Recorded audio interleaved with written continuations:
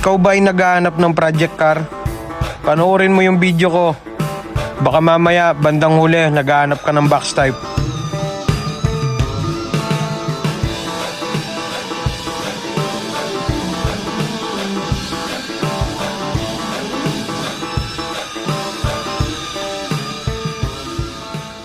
Sa mundong puno ng Civic, Toyota Corolla, mga Evo-Evo ni Papi Ramon, at kung ano-ano pang kumikinang na mga project car nating mga enthusiast sa mga kotse, merong isang sasakyan na walang may gusto pero hindi nila alam.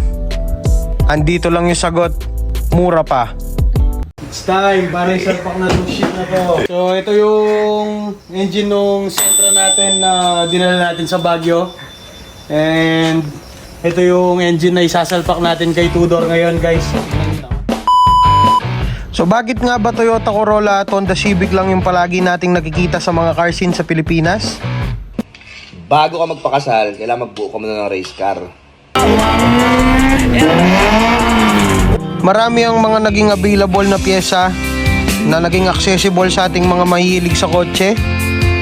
At madaling i-interchange yung kanilang mga pyesa, kaya madali silang maging matulin, maging matipid, maging reliable, at the same time, madaling papugiin. Ilan sa mga sikat na upgrade na ginagawa ng mga Honda Boys at Toyota Boys dyan, itong B20 ng CRB, lalagyan nila ng SIR na ulo para maging VTEC at magkaroon ng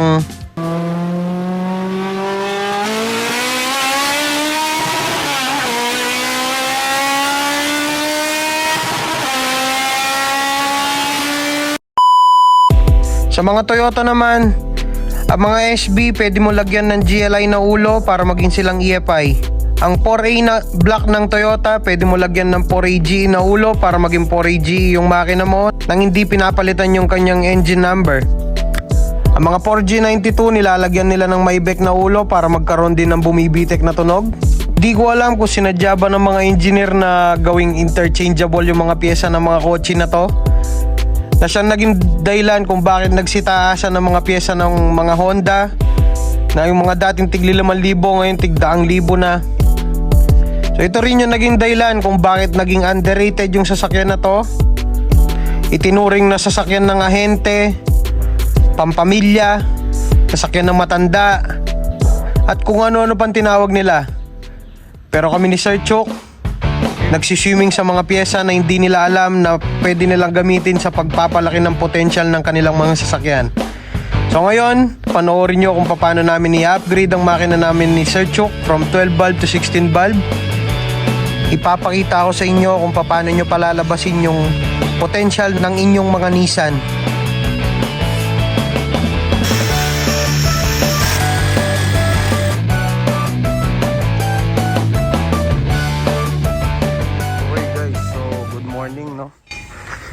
So the next day, kagabi nag-arrange tayo ng sasakyan dito. So pinasok na natin yung mga sasakyan. Nagre-ready nga tayo para sa mga gagawin natin. Hintay ko lang si Sir Chok, papunta na daw dito. So yun guys, no, pakita ko lang yung mga sasakyan namin ni Sir Chok ngayon sa inyo. Kung ano ba yung mga gagawin namin. Ano ba yung mga binabalak-balak namin ni Sir Chok. So guys, no, ito yung sasakyan na to. Bago lang sa ating channel. So para bang naging hudjet yung sasakyan na to para mag-start na dito sa panibagong series natin na to. Ayan. So yun yung kay Sir Chok guys, no. So actually ito original engine nya naman ito. So check it out natin. 6,99120 and itong dito 6,99120. So ito yung mga unang labas, hindi pala, pangalawang labas ng box type. Yung unang labas nito naka sampalok engine, yung pag ganun. So pag bumili ka ng Gento na box type noon, GA16S, ito yung single overhead camshaft nitong Nissan Sentra GA series na engine. So basically same lang lahat ito. So from B12, 13 and 14 Halos identical lang yung mga parts nila. Dito lang talaga nagkakatalo. So ngayon,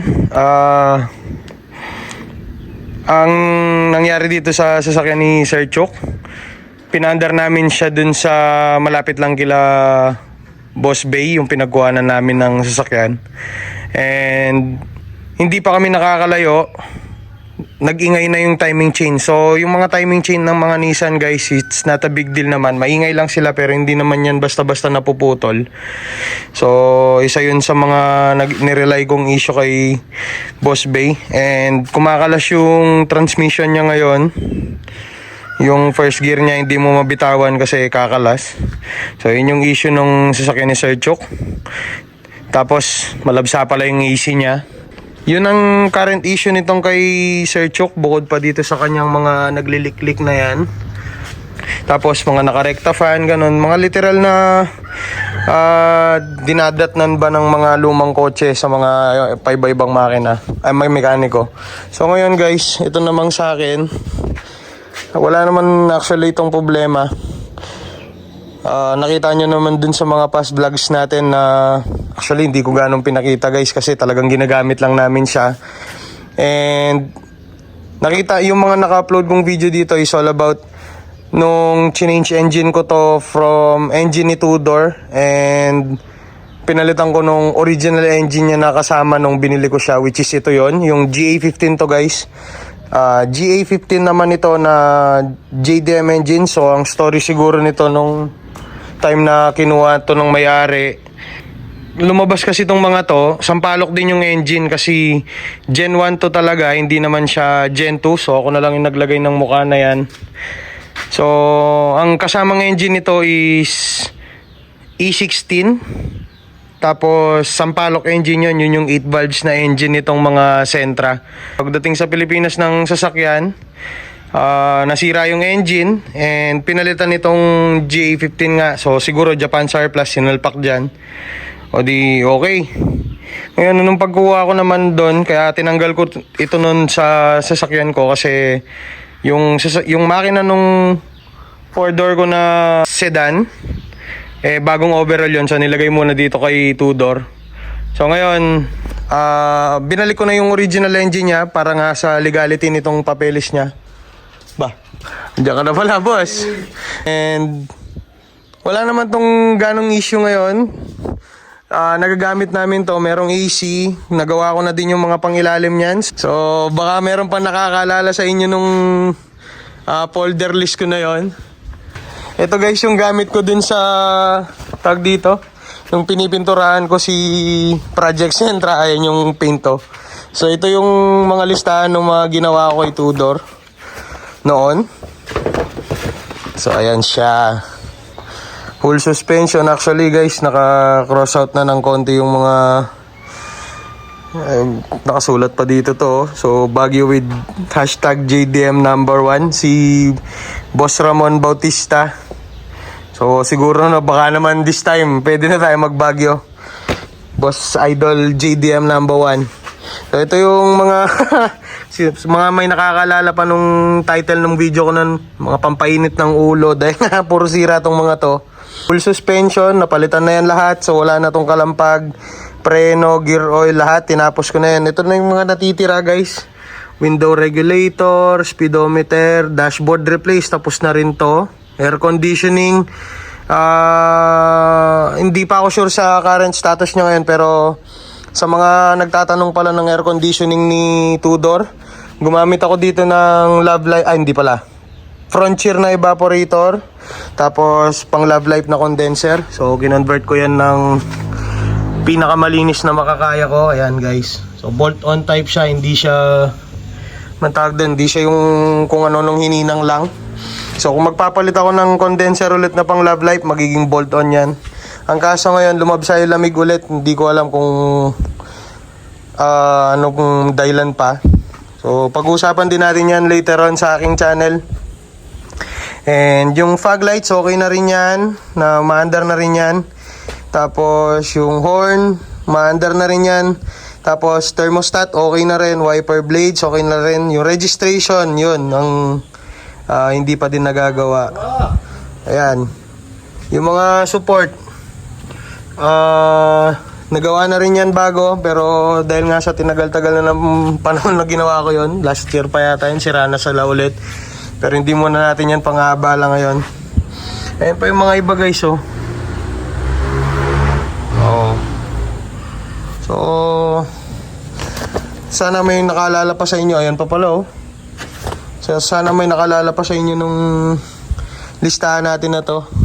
Yung leaks na to guys, yung rack and pinion, ginawa ko din yan, hindi ko lang na-upload yung video nun. Pero okay na rin yan guys. Ngayon, so recently nakita nyo na meron tayong Sentra na dinala sa Baguio. Yung si Project Sentra natin na ECCS.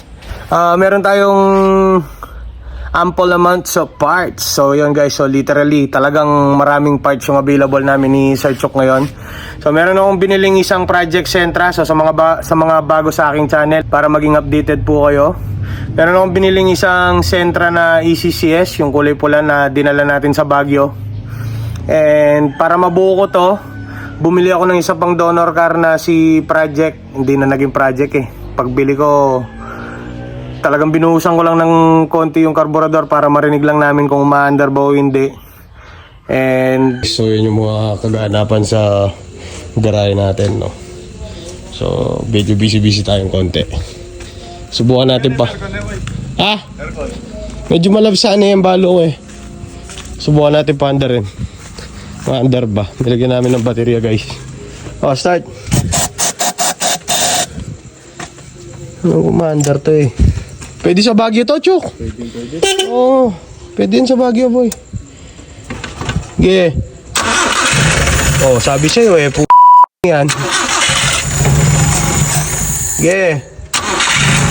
Oh, diba?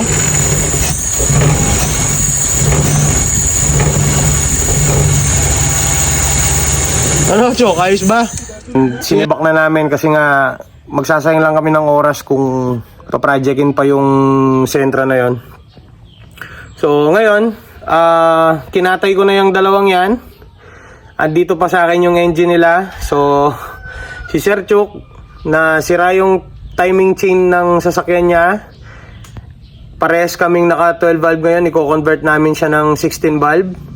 And yung akin naman na si Tudor, naka 12 valve siya. Medyo maayos naman yung engine niya ngayon, pero sa akin mapupunta yung dun sa ECCS na makina. So magiging EFI na po si Tudor guys. And yung kay Sir Chok naman, magiging double overhead camshaft. So guys, no, tip ko lang sa inyo, hindi lang po mga Honda yung pwedeng kalikutin ng ganyan. Yung mga Nissan guys, marami rin silang interchangeable parts. Just like Toyota, pwede mong gawing 4AG yung 4AF. Ganon, yung parang basta naintindihan nyo na ako. So dito naman sa mga Sentra, pwedeng gawing double overhead camshaft yung single overhead camshaft. So best candidate natin itong box type na to. Box type palang dalawa namin ni Sir Chok. So yun guys, bali subaybayin nyo yung mga mangyayari dito sa ating channel. So umpisa na namin na Sir Chok muna yung kanyang kotse ngayon. Ibababa namin yung engine. So ngayon, ang pinaka-motive namin dito dapat is palitan lang yung kanyang timing chain guides para matanggal yung ingay ng engine. So andun na rin kami. Might as well palitan na rin namin ng 16 valve na head yung kanyang sasakyan. Maging sock to dock ba, parang ganon. Meron naman kaming pyesa eh. Saan ba mapupunta yung mga pyesa na yun? Kundi lang sa kotse namin dalawa ni Sir Chok eh, no? So, yung sa akin guys, abangan nyo yan. Papalitan ko ng EFI yung makina ni Tudor. So, i-engine swap natin siya. Convert natin ng 16 valve itong kay Sir Chok. Wala yung 3K na carburetor mo, no? Yes, sir. So, ibabalik din. Remove yun. Ibabalik din natin ng standard na carburetor, yung original. Swerte ni... wala pang pangalan tong kotse na to guys eh. Kung meron kayo maisip na pangalan dito sa puting box type na to, pa-comment naman guys. Pangit yung mandik guys. Parang city. So, yun guys, no? Umpisa na natin. Let's go.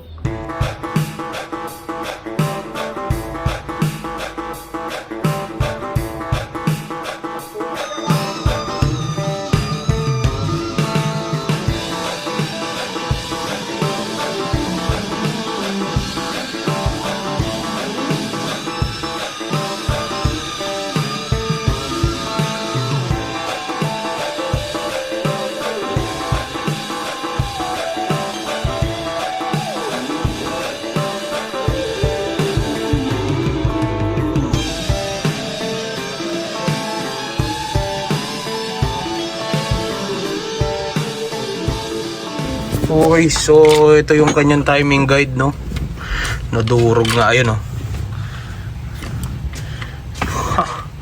Positive, tol. Baklasin ng gusto. Maskag nga ang kahimtang. Mukhang yung larong piston na kalalamdan eh. Sige po, doon eh. Wait, tamo tol. Number 1.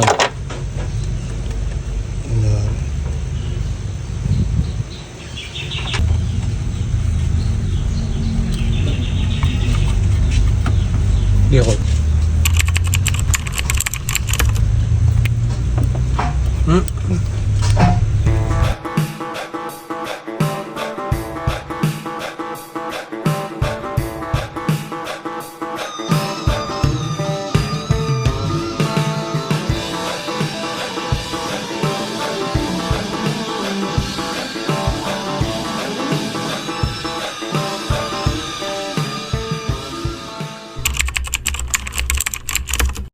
So what's up guys? So good morning sa inyo lahat. Next day ulit tayo, no? So before tayo magbisat kung ano, susulitin muna natin. Ibababa ko na rin yung engine ni Tudor guys. So kahapon naibaba na natin yung makina ni Sir Chok. Ayan. So luckily okay yung kanyang crankshaft. So hindi namin alam kung anong reason pero naka 0.50 siya na piston ngayon. So, pinababa na rin siya ng buo para maibalik ng standard yung kanyang block. So, ngayon, since natapos na natin i-pull down yung engine nitong kay Sir Chok, so ngayon guys, si Tudor naman yung tatrabahuin natin. So, once again, ito yung kanyang engine before. Yung isasalpak natin dito, galing yan dun sa kotse na dinala natin sa Baguio. So, isasalpak natin yan dito. Gusto ko nang mag-upgrade para gumraduate na ako dun sa sinisinok-sinok ba. Tapos tignan nyo, matras na naman yung gasolina. So, hindi naman ako nagkakaproblema dito. Okay ako dito sa carb type na engine. Pero, syempre, hindi ka naman dyan lang lagi. Kung mayroong available, why not isalpak, diba? So, ngayon guys, samahan nyo ako. Ibababa ko yung engine ni Tudor. Isang mabilisang trabaho lang. Let's go guys!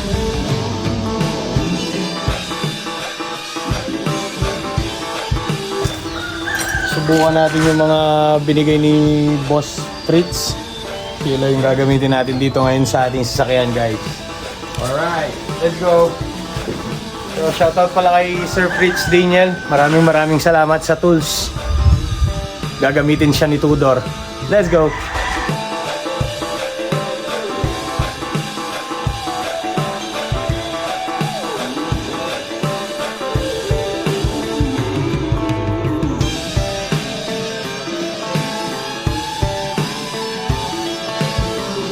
So, sige Sir Chok, banat. Ano ba ilalabas mo? Nandito na si Sir Chok guys. Hi guys. So, ibababa na namin yung engine ni... Akala ko, susuluin ko na naman yung pagbaba dito sa akin.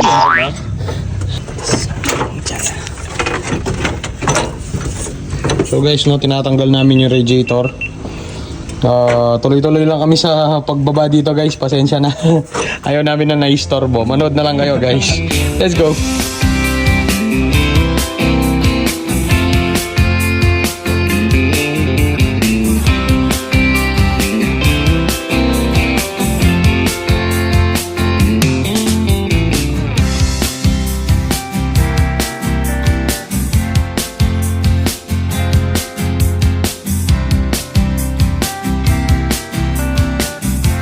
Okay guys, so nabaklas na namin lahat ni Sir Chok yung kailangan baklasin dito sa kotse, no? Wala na siyang spindles and axle. So ngayon, natanggal na rin namin yung mga accessories ng kanyang engine. So this time guys, pwede na natin siyang ibaba. Isang bracket na lang yung... hindi pala, maluwag na rin to lahat. So pwede na itong tanggalin. Hoy Sir Chok, ano, game na Sir Chok? Alright, let's go Sir Chok. Let's go. Alright, let's go. Pulo, paano pag nahulog?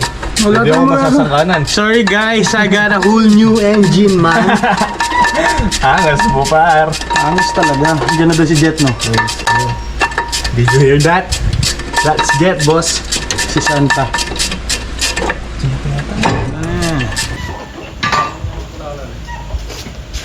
Kalakalali mo kuya. Bugo po. Malakas. Kalakalali.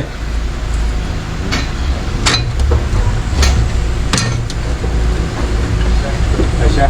Amo, double check na ito mo nung wala sasabi. Siyempre. Habita mo yung jack, habita mo yung jack. Injak yung habita mo. Sige po. Sige po. Yan! Diba? Yeah!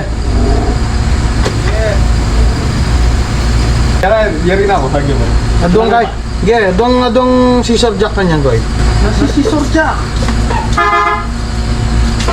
Alright guys, so isang mabilisan lang no. Nakababa na yung engine ni Tudor. So yan guys. Nandiyan na rin si Boss Jet. Kompleto yung mga naka-box type ngayon dito. Oh, mag-hello ka muna. Hello muna. Hello. Abitan nga pa itong jack stand ko. Nana, Itong jack stand. Ay, jack. abitan ke? Oh.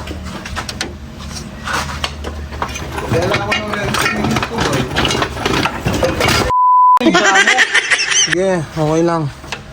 I got that on camera. Mabilisan lang, boss. Alright. Malilit. Let's go guys. Buksan mo muna yung engine bay. So guys, no? Boy kalas na tinatawag sa amin. Talagang boy kalas kami guys. Patay ang mga box type. Butas-butas yan, no? Mga engine-less na box type yan guys. Oh. Oo nga eh. So, again guys, yung kay Sir Chok, gagawa natin ng 16 valve na engine. Ito namang sa akin, i-engine swap natin ng engine galing dun sa coaching dinala natin sa Baguio, si Project Sentra, para maging EFI na tong si Tudor. Okay guys, so yun no, abangan nyo yung mga susunod pa. Let's go!